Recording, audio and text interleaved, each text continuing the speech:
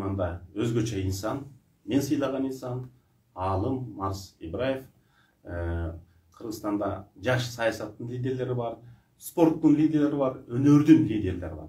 Бүгүнкү күндөгү Кыргызстандагы ислам дүйнөсүнүн лидерлеринин бири чыгаан Марс Ибраев ажы. Анын дагы бир өзгөчөлүгү бул мекенчил инсан. Бүгүнкү биздин тема ушул мусулманчылык жана кыргызчылык. Экөөнүн жалпы окшош жактары да. Мисалы үчүн Мухаммед пайгамбар айтып атпайбы? Мусулман ким десе, бул эң билимге умтулган жана каныккан, айкөл, жакшылыкка умтулган, жан дүйнөсүн арулукка бөлөгөн жана жардамга муктажга шашылган инсан деп. Бул кыргызда да ошентип айтылат да. Сөз алды болсун, мындан 2 жыл мурун Айтматовдун 90 жылдыгына Энбаяр деген Монголиянын мурунку президенти келип калды. Ал жазуучу экен. Айтматовду монголчо которгон экен. Анан апайысы болуп түрмөгө отуруп чыккан экен. Түрмөдөн чыгаар менен биринчи визити Кыргызстанга болду. Биз көлдө жүрдүк, Айтматовдун ата бейитке бардык, зыярат кылдык, 3 күн жүрүп, анан кетерде бир куш сөз айтты. Биз да монголдордой силердей аз эмес дейт. Бирок силердин сактап калган улут катары жок болуп кетет элеңер дейт. Жаңырда улуу эл чыгат, миллиард. Силер мусулман болуп калган. Биздин улут болуп сакталып калганыбызга мусулман болуп калганыбыз ошо баа бербей жүргөн экенбиз да. Экинчи, быйыл Катарда биз 3 депутат бар. Садык Шернияз, Эмил Токтошев. Ошол жакта Алталил азыркы эмирдин иниси экономика министри болуп жүрүп, ислам цивилизациясы деп китеп чыгарат да англисче. Ошонун бир бетинде мынтип жазылып жүрөт. Исламдын алтын доору таластан башталган. 751-жылы. Себеби могу Орто Азия элдери мусулман болобу же болбойбу ошондо чечилип, ага чейин Куран перде басылчу экен. Анан ошол согуштан кийин Куран кагазга басылып, кагаз чыгарганды үйрөнүп, дүйнөгө тез Куран таркап, анын ичинде мусулман динин кабыл алгандар көп болгон экен. Демек, мусулман тарыхында Кыргызстандын орду бегейсиз. Бүгүнкү ошо биринчи суроо, биз айтабыз, ар бир кыргыз 7 атасын билиш керек. Бул парыз. Мухаммед алейхиссалам 20 атасына чейин билген да. Демек, мусулманчылык менен кыргызчылыкта сан жер окшош экен да. Сөзүңүздө албетте маани турат, ушунун өтө терең бир маанилер бар. Жараткандын аты менен баштайын. Ар бир инсан өзүнүн жет атасын, биз чектеп коюп кеткен жет атасы депчи. Ал жок дегенде жет атасы. Жок дегенде жет атасын билиш керек деп айтат. Пайгамбарлардан калган мурас ушул экен. Пайгамбарыбыз дагы ошонун катарында Адам атага чейинки болгон негизги өзүнүн дагы санжырасын билген, айта билген. Бул деген нерсе өзүңдүн ким экениңди тааный бил, ата бабаңдын ким экенин тааный бил деген нерсе. Ислам дини бул нерселерге, бул тамырга, санжыра тамырына абдан маани берет. Ошондон дагы ар бир мусулман пендесин дагы ошол өзүнүн тарыхын унутпастан эртеңки күнүнө кадам койгонду дайыма үмүттөп келет. Ошондон биз исламды түшүнгөн учурда пайгамбарлардын өмүр баянын жакшы карашыбыз керек.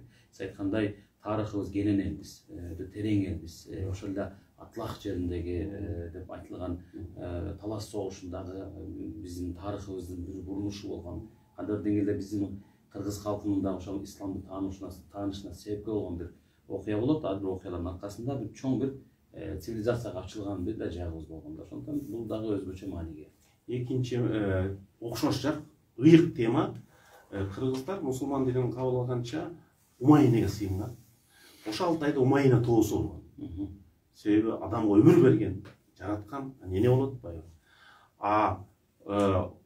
Мухаммед алейхиссалам айтып атпайбы? Биринчи мусулман бул Хадича энебиз болгон. Биринчи мусулман эркек эмес, Хадича энебиз болгон да. Не деген аял затын зоолотуп ийиктиккен. Ошол биздин хадистердеги мусулманчылыктагы аял заты жөнүндө ой пикириңиз таман эле да. Аял заты менин де жеке ошол эле динибиздин дагы айткан, пайгамбарыбыздын айткан сөздөрүн жалпылап эле кыскалап айтайын.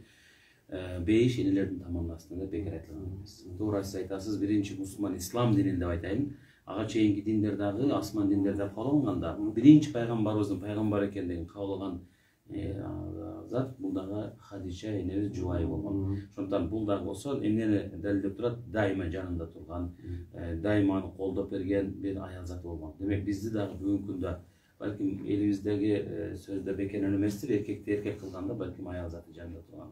Мисалы үчүн иман инсанды инсан кылат, балким инсанды султан кылат деп айтат го. Жакшы аял дагы эрди эр кылат, эрди балким султан кылат. Демек бүгүн мына жаш кыздарга зордукчул мамиле кылган, аял затына зордукчулук кылгандардын баары бул мусулманчылыктын салтына жатпайт. Эч кандай мусулманчылыктын буйругуна салтына жатпайт. Кол көтөргөндөр, сөккөндөр, жанагындай кордогондор, же болбосо аялдын кыз баланын өзүн эркине койбой ала качып алып туруп андан кийин кыйнап үйлөнгөндөр. Пайгамбарыбыз мунун баардыгын өткөн. Ошол эле бир кыз келип арызданып келип пайгамбар саллаллаху алейхи вассаламга келип, "Мени сизге арызым бар" деген. "Менин атам мени кыйнап жүрүп күйөөгө берет" деген да. Ал пайгамбарыбыз Ал турган мен таң калганым, азыр эми болот турмушта аял эркек ажырашып кетсе үй мүлкүн бөлүшө албайт. Хадисте жазылып атат. Аял менен эркектин үлүшү бирдей, тең. Укук милдеттерибиз да бирдей. Мындай караганда албетте мураста бир аз айырма болушу мүмкүн. 4төн 1, 2ден 1 деген. Ушул канча миң жыл илгери жазылган, бүгүнкү күндө мааниси бар да. Албетте. Төртүнчү өтө маанилүү жагдай. Бизде биринчи медреселер, диний окуу жайлар 1911-жылы ачылган да. Манаки ошондо сонун китеп чыгыптыр. Айда Кубатова деген илимдин кандидаты ошо Кыргызстандагы диний медреселердин ачылышы жана жайылышы жөнүндө. Ошондо айтып атат да, биринчи Осмоналы тарых Сыдыков тарыхый жана кыргызча деген китеби чыгып атат да.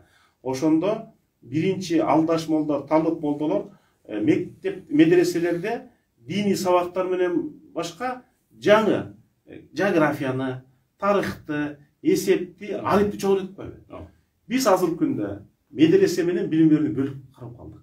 А мындан 100 жыл жүрүн медресе менен кошо бизге сабат, билим, ариф келип атпайбы?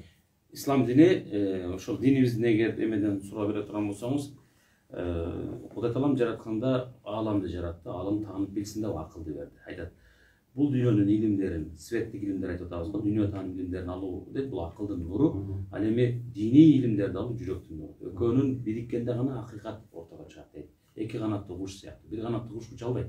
Ошон үчүн бул илимдерди, ошон үчүн биздин жана Ишеналы Арабаев атабыз мен дайыма айтам, Башкортостандагы Уфадагы Ислам университетине барганда ошо медресе болгон. 1912-жылда бул 2 жыл ошол жерде окуп бүтүргөн экен. Бирок кийин келип, кайсы тармакта мамлекеттин түптөрүшү себеп аталарыбыз. Биринчи альпени чыгарды. Жадидизм учуру доору. Ошо жадидизмди билбесе альпен жаза албайт эле. Албетте. Ошон үчүн айтып атабыз, биз да бүгүн эшикак бирдей алып кетиш керек, бөлүп карабаш керек деген ойдомун. Биздин ата бабалардын жолунда. Албетте. Экинчи кээ бирөө ушул түшүнбөй жүрөт. Кыргыздар ары уркап калса кыргызчылык бар дейт. Аны мыкты молдокелер дем салат да. Экөөнү окшоштугу да. Муну айтып жаткан себебим 16-кылымда ушул аксы тарапта биринчи Молдо Ысқақ деген келип мусулман динин таратат. Анан көп ишенбей, аны ошондо бир жин урган оорукчан аялды кадимкидей дем салып айыктырганда элдин көп ишенип, бул мусул Кыргызда табыкчылык жана салттуу медицина дейбиз, мусулманчылыкка дем салып дейбиз. Экөөнүн окшоштуктары кандай? Бул жерде биз физикалык дүйнөдө жашап атабыз. Ошол эле метафизикалык аалам деген бар. Биздин көзүбүз көрбөстөн бирок параллелдүү жашаган аалам бар. Энергетикалык. Ошону биз жиндер дейбиз, периштелер дейбиз аалам. Биз көзүбүз көрбөйт, алар бизди көрөт дейбиз. Алардын таасири бар, кээ бир учурларда ошол жиндер ааламынын таасири болот. Ошон үчүн адамдар бир экинчиси адамдын назары бар. Мына сизде адамдардын алдында, элдин алдына жүрөсүз.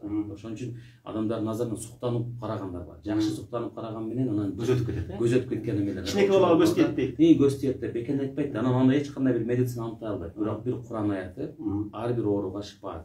Ошон үчүн кээде молдокелерибиздин дем салган молдонун да маанилүүлүгү, анын да такыбалыгы, анын да диндарлыгы өтө маанилүү. Арамдан алыс болгондуктан ошо дем салган учурда жанагындай көз ооруларынын баары кетет. Бирок албетте ошол эле учурда бир Кудай Таалам берген сыноо бар. Денедеги ооруга медициналык жолдор менен гана жол табуу деген нерсени ислам дини четке каккан эмес. Мухаммед пайгамбар айтыптыр, жараткан канча оору жаратса, ошончо дары жараткан. Албетте. Ошон үчүн бүгүн эч кандай бир ооруга даба жок деп айта албайбыз. Бүгүн убактылуу балким спидке оору эме даба таба албай аткан болушу мүмкүн. Бүгүн коронавируска деп атабыз, ага деле буюрса эртең буюрса табылат. Бирок адам баласы кичине акыл ойлонсун, иштетсин. Куранда, ошол эле динибизде ар бир ооруга даба мындайча дарылай турган дарысы чыгат. Дагы бир өзгөчөлүк кыргыздардын табиятка болгон мамилеси менен мусулманчылыктын. Мусулманчылык эң мыкты экологиялык кодекс.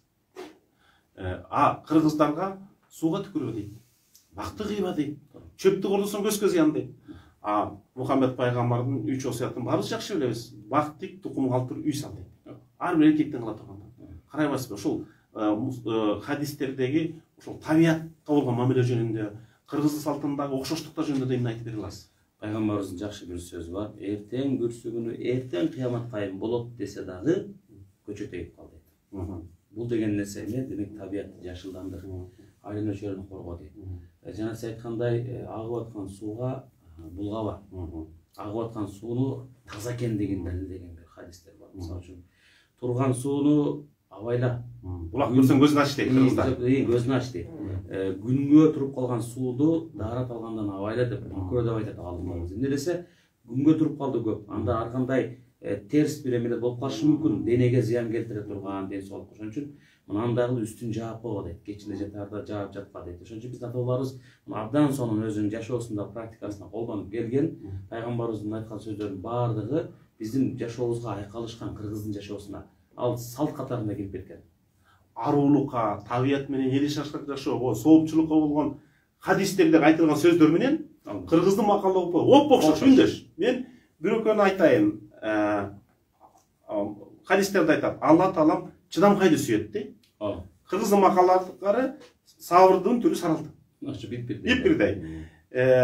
Анан кийин Мухаммед пайгамбар айтып атат, эгерде боорукер болгон келсе, кембагалды тойгузуп, жетимди башына сала дейт.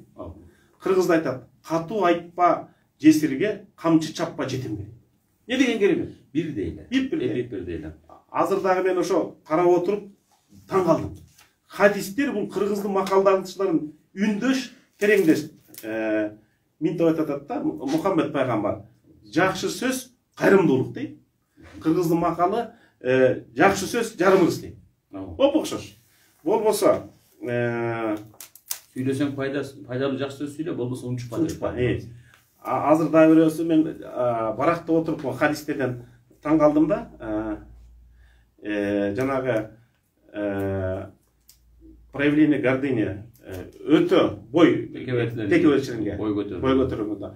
Кыргыздарда аны жактырбайт да, салтта. Же болбосо пайгамбарыбыз мактанчак адамдар жактырчу эмес экен. Кыргызда өлө мактанган өлө кач дейт. Ушундай мунун баарын бир биздин окумуштууларыбыз минтип жазат да. Үйүңө мейман келсе, Мухаммед пайгамбар айтып атат да, аны тынчтык менен тосуп ал, жакшылап конокто, түн ичинде жакшылап аягы мамиле кыл дейт да. Кыргызда Кудай конок деген бар. Конок келсе, бул Кудай жиберген адам деп, атын сурабай, ысмын сурабай туруп конок дейт. Меймандостук. Чакырылбай калган келген конок, мисалы үчүн өзү жолдо жолочу болуп келип калган Кудай конок деп айтат. Ошон үчүн Кудай конок динибизде дагы абдан кенен айтылат, сооптуулугу. Мухаммед пайгамбарыбыз айтып атат, о мусулмандар дейт, жылына бир жолу курмандык чалуу жөнүндө. Бул кыргыздын ар бир үлөсүнүн, бул мусулмандыктын да сарты, кыргызчылыктын да сарты, жакшылык жамандыкта дайым кан чыгарган. Эми мындайларды айта берсек, жанагы Мухаммед пайгамбарыбыз айтып атат, адамдын көзү тойбойт деп айтып атат. Азыл жош жер таппай калдым. Кыргызда айтат, адамдын көзү топуракка тойбойт дейт. Бул хадис. Адам баласы дейт, эч бир тоо алтын берсең, ал экинчиси деп айтат дейт. Анан дейт, эмесинен алкымын өлгөндө гана топурак тойгузат дейт. Анан кийин Мухаммед пайгамбар айтып атат, айкөл кишинин кетирген катасын кечир дейт.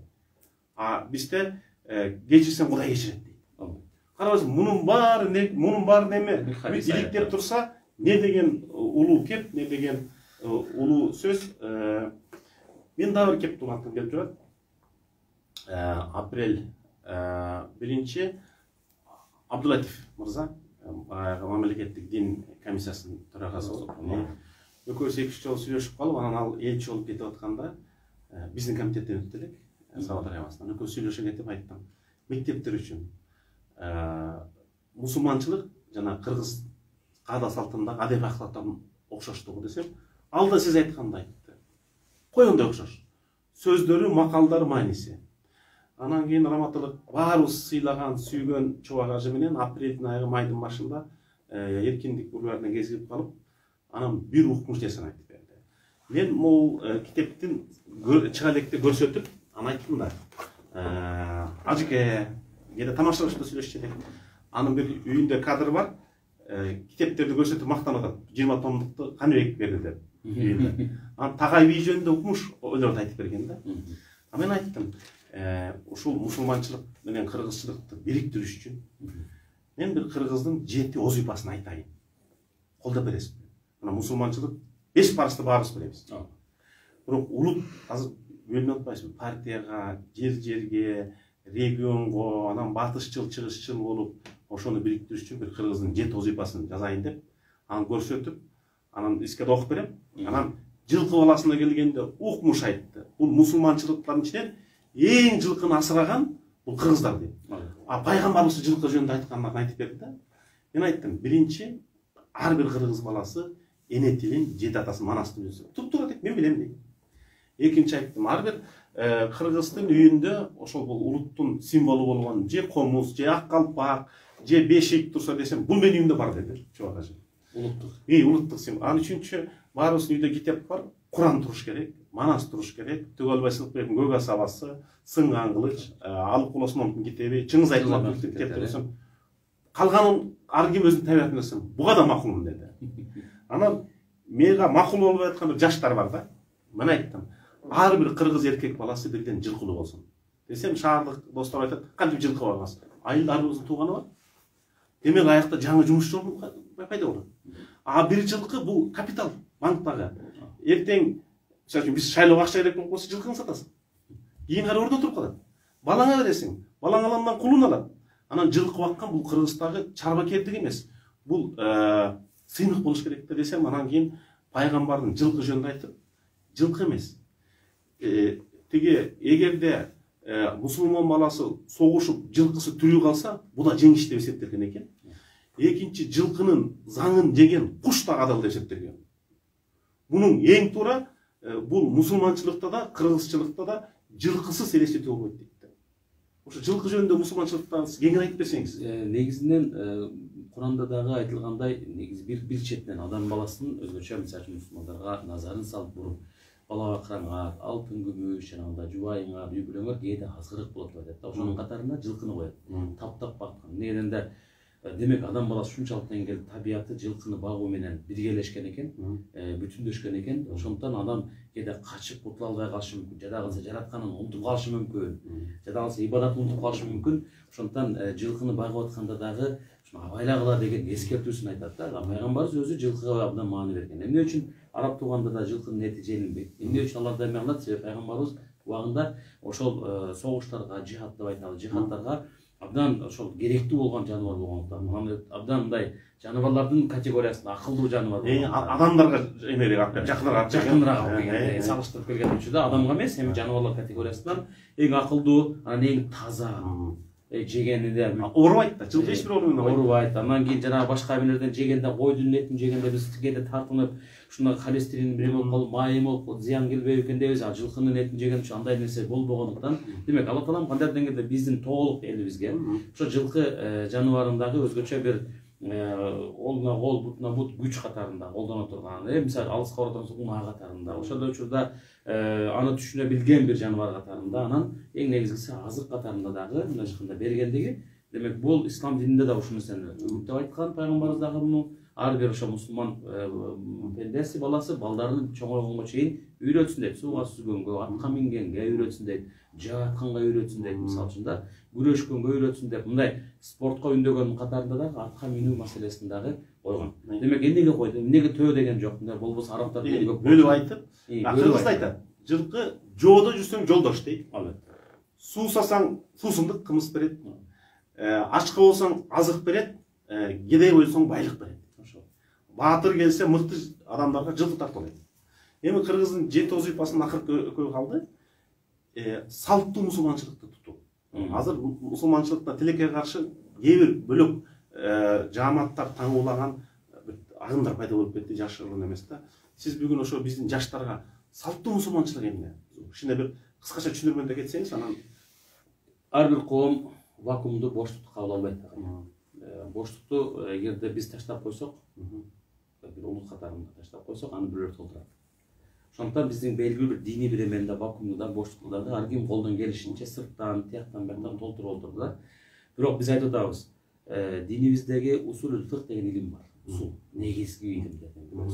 Юридикалык илим, мындай кандай юриспруденция деп айтабыз.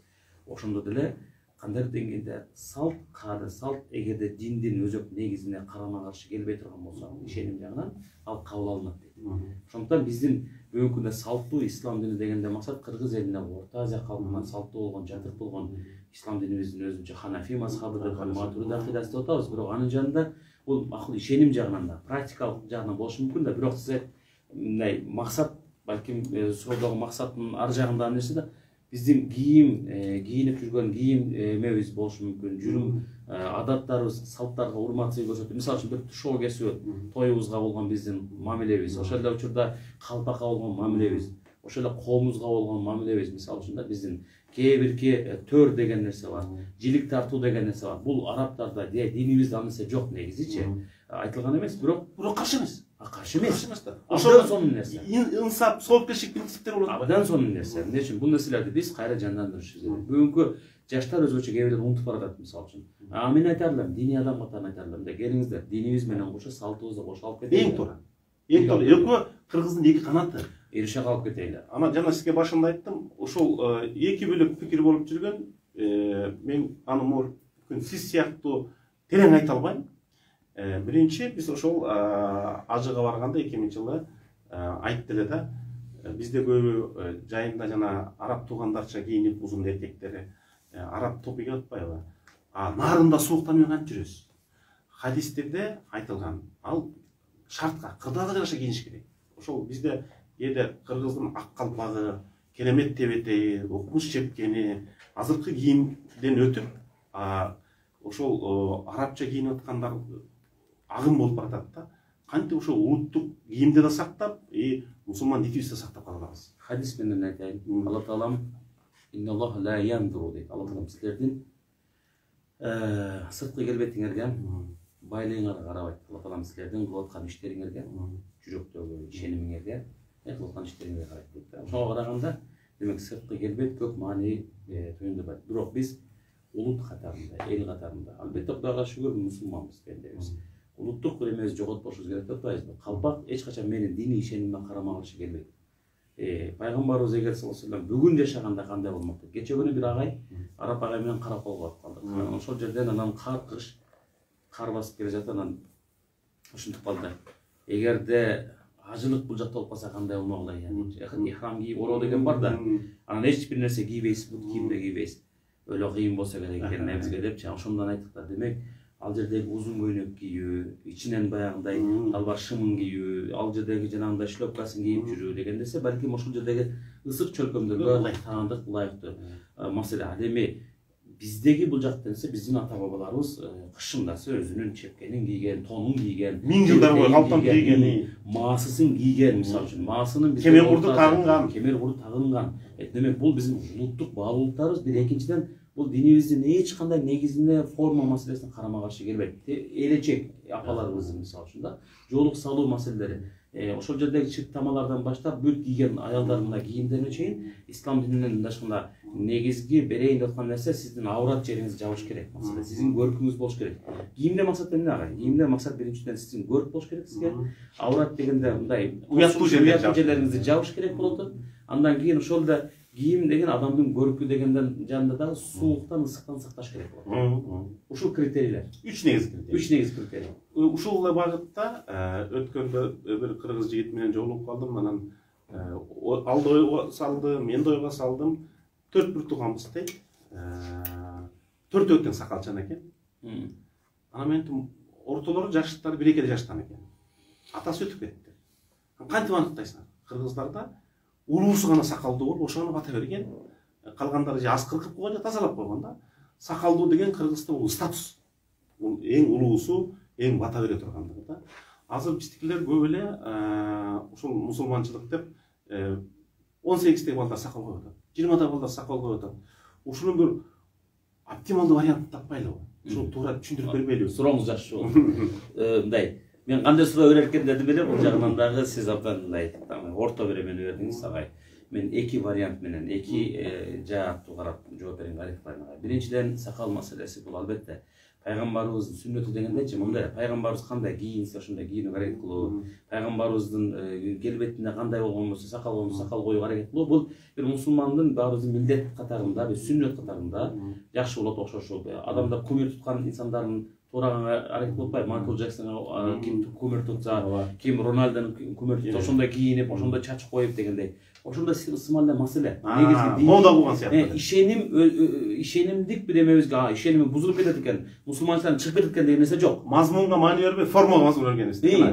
Бирок сакал маселеси пайгамбарыбыз койгондуктан биз коебуз. Бирок пайгамбарыбыз ушинтип айткан, кээ бир сахабаларына келип кээбирлер бир күнү бирөө өтө сакалды момундайдан коюп, мындай сапсайтып коюп келген адамга айткан, кыскарт деген, мындай ешкандай алып туруп, ал убакта баягы парикмахерлик эме болгон эмес, шаш тарашты. Ал кармап туруп колун бул жагын кыскартуу маселесин буйруган. Мисалы үчүн деле ошол имамдар, улуулардагычы. Сиз айткандай бул жердеги нерсе сакалда эмес, кеп сакалда эмес. Кеп маселе ал жердеги сезимде, ишенимде маселеси. Жүрөктө ишеним, адамдын мисалы үчүн ишеними болбой туруп, сакалдын 1000 жакшысын койсо дагы анын окуган намазы дагы кылган амалдары кабыл болбойт. Ишеними жок себеби.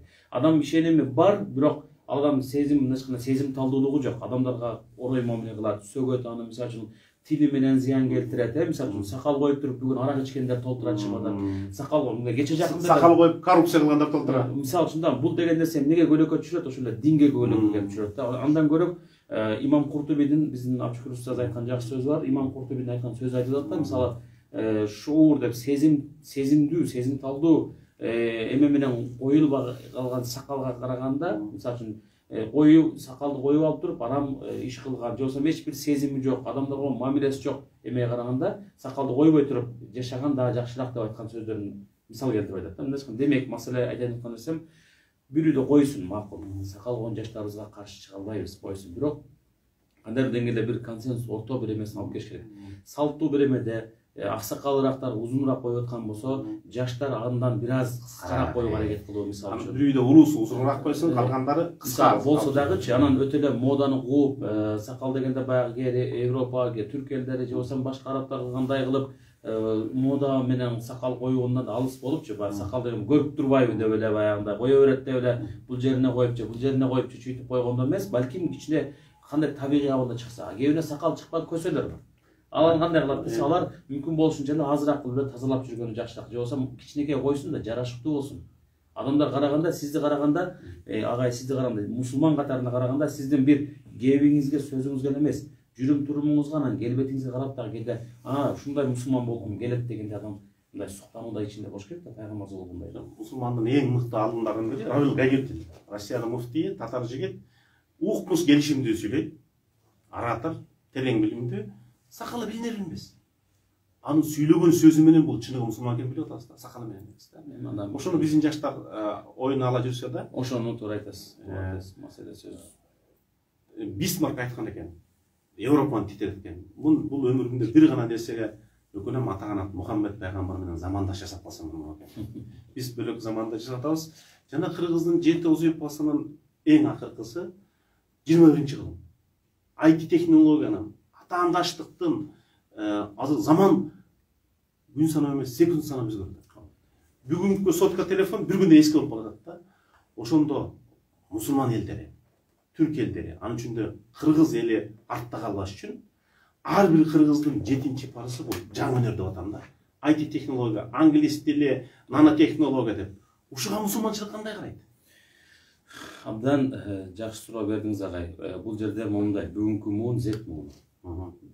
2000 жылга чейинки жашаган төрөлгөндөр 80 жылдан бул жагына Y муун. Биз 70-чи, 60-чы, 50-чы жылдын мындай муундар биз X муундар экенбиз. Муундардын бүгүнкү күндө теориясы кагылышуусу бар ортодо. Бүгүнкү муун технология менен кошо төрөлөт. Ошондуктан биз бир мусулман катарында эмне үчүн артта калып жатабыз деген суроону берген учурда биз ахиретибизди гана балким кичине тургузабыз аракет кылдык, анда толук тургуза албай атабыз. Бирок дүнүйөбүздү тургуза албастан бүт жагын алып. Нобель сыйлыгын алган мусулмандар бар бүгүнкү жок. Жаңы технологияны ойлоп таап, ошол эле Samsung ойлоп таап, iPhone ойлоп тапканда бир эмени ойлоп таап аткан адамдар барбы?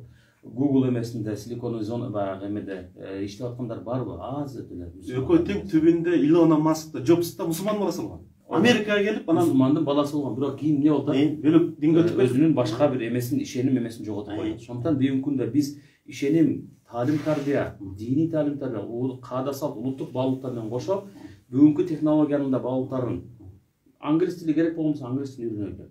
Эгерде бүгүнкү технологиянын эмесин талабына ылайык математика илимин, физика илимдерин, космо, астрономия илимдерин мыкты өздөштүрүш керек болгонсо үйрөнөйлү. Себеби Улукбектин обсерваториясына барганымда ушуну көрдүм. Бүгүнкү технологиялык жаңы технологиялардын өлчөмү менен күндүн, түндүн эмесин өлчөгөндөгү айырма менен анын эмесиндеги айырма өтө эле милим айырма бар экен да. Өтө калгандарыныкы өтө чоң айырма бар. Демек ал киши ушунчалык деңгээлде илимге назар маани берген. Ошол эле Ибн Сина, биздин ата-бабалардан Ибн Сина. Ошол эле Аль-Жабр деп айтабыз, алгебраны негиздеген мусулман аалымдар болгон. Аль-Жабр деген улуу аалым болгон. Ошол эле Хорезмилер жана башкалар бүт бардыгы дүйнөлүк бул илимдерди өздөштүргөндө үчүн заманында тарых жазып кетишти, таштап кетти. Эмне үчүн бүгүнкү күндө биз мусулман катарында аны үйрөнбөшүбүз керек? Мен ойлойм, бүгүн эл шафкат биргеликти алып кетишибиз керек. Керек болсо эң алдыда жаңы брендтерди, жаңы технологияларды, космоско учуу эмесин дагы мусулман жаштары ойлоп таап чыгарса жакшы болмок. Соңку суроом, мен сизди ошол мыкты аалым, мыкты патриот, мекенчи инсан катары көрөм. 10 жылдан кийин Кыргызстанда кандай элестете аласыз? Инсап, саясат, экономика, мусулман өлкөсү катары бир 5 сөз менен сүрөттөп берсеңиз. Аяттын негизине амал кылып карасак, мен келечекти жакшы көрө алам. Аятта ошондой деп, бисмиллахиррахманиррахим, Алла Таалам силердин бир коомду ал коом өзүнө өзгөртпөйт деп айтат. Биз ар бирибиз жеке жогору жактарында оңдоп берет, бизди ушул мамлекет эле багат, мамлекет кылып бербейт деп, мамлекет деп жата берсек, анда биз өзгөрбөйбүз. Эгерде биз бүгүн өзүбүздөн баштасак, жаш муундардан баштап эң эмне керек экендигин коюп келсек, мен 5-10 жылдын ичинде буюрса Кыргызстан кичинекей мамлекет болгонуна карабастан өнүккөн мамлекеттердин катарына кандай жагынан өзүбүзгө жарашыктуу болгон, өзүбүзгө таандык болгон Сингапур мисалы үчүн мен өтө кызыгып окуйм бүгүнкү өнүгүүсүн. Малайзияга былтыр барып келдим, атайын кызыгып. Кандай өнүктү экен деп бүгүнкү күндө ал деле кыска мөөнөттө өнүккөн. Кыйынчылыктар барды. Грузиянын абалын көрүп келдим былтыр мурда жылдарда. Бүт өнүгүп аткан эмесинде кандайдыр деңгээлде реформага кадам койгон элдин эркин көрдүм. Эрктүү элдин эгерде биз бүгүн саясаттан талашып, тигинен эме деп акчага азгырылып, бир нерселерге кылып арганда оюндарда, же болсо тааныш билиш, урук туугандардын эмеси деп ушуну коеюн тияка бияка деген нерсе менен жүрө турган болсок, анда биз өнүкпөйбүз. Аны айтайын. Эгерде биз жок, мен өзүмдөн баштайын өнүгүүнү, мен өзүмдөн өзгөрүүнү баштайын, мен китеп окуйм көбүрөөк деп, мына сиз сыяктуу Алла ыраазы болсун, китеп жазып, изилдеген эмеге кире турган болсок, фазага кире турган болсок, мен жаштардан бүгүн ал нерсени көрүп атам. Буюрса үмүт бар. Бирок ошол үмүтүм өчүп калбаш үчүн ошол жаштардын мүмкүнчүлүктөрүн да кененирээк кылып берсек жакшы болмок. Мен келечекте ошондо мен Кыргызстанда экономикалык жактан эң өнүгүп кеткен мыкты мамлекет болбосо дагы өзүнүн баягы улуттук идентификалык эмеси болгон, өзгөчөлүктөрү болгон бир мамлекеттердин катарында туризм тармагын көрүп атам бүгүнкү күндө. Инсан потенциалы болгон бир мамлекет катарында Филиппиндерге окшогон мисалы үчүн бүт дүйнөнүн баарына Филиппин эли калкы өзүнүн адамдарын эме кылат. Экспорт кылат мисалы үчүн. Сингапурда да ошондой эле мисалы үчүн билим берүү тармагында өнүгүүнү мен прогресс катарында көрүп атам мисалы үчүн бүгүнкү күндө. Өтө акылдуу жаштарыбыз алда. Буларга шарт түзүшүбүз керек. Мен оюмча келечекте 10 жылдын ичинде жакшы бир эмеде көргүм келет буюрса Кыргызстанда. Урматтуу мекендештер, жаратканым ушул бүгүнкү биздин маектешибиз сыйлуу инсан кыялданган заманга жеткизсе экен, ал сөз жок болот. Бүгүн биздин тема мусулманчылык жана кыргызчылык. Урматтуу урутташтар, урматтуу улут жандуу биздин мекендештерим, биз мусулманчылыктан бир жаман нерсе иштебейли. Ким эмнени истесе ошону табат. Урматтуу мусулман билбоорлорум, биз кыргызчылыктан бир кандай бир кесепетти иштебейли. Кыргызчылыктын да, мусулманчылыктын да түпкү максаты бул соопчулук, бул ыймандуулук, бул аруулануу. Урмандуу мекендештер, арууланалы, арулан Кыргызстан.